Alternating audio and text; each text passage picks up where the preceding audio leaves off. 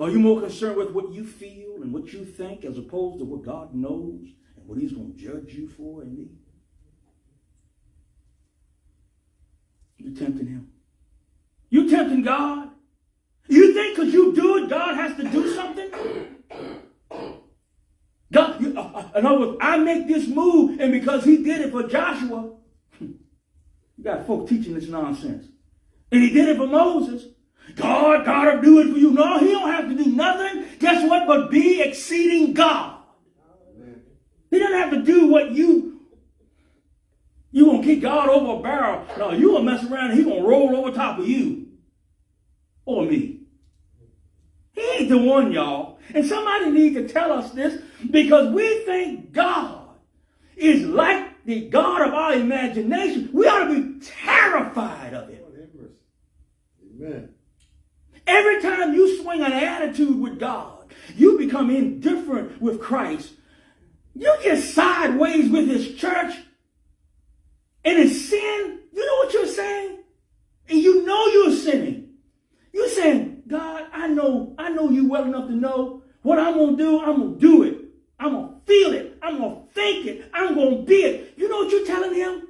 When you decide you're going to sin against him, because the soul that sinneth must die. Do you know what you're saying to him? Lord, in this moment, rather than obey you, I'd rather die. I'd rather die than do your will. I'd rather die to death.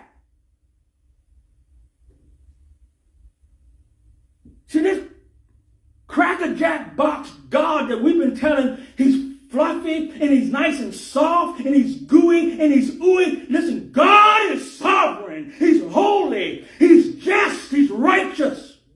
Amen. He's the one to tell you take your shoes off in his presence. He ain't the one.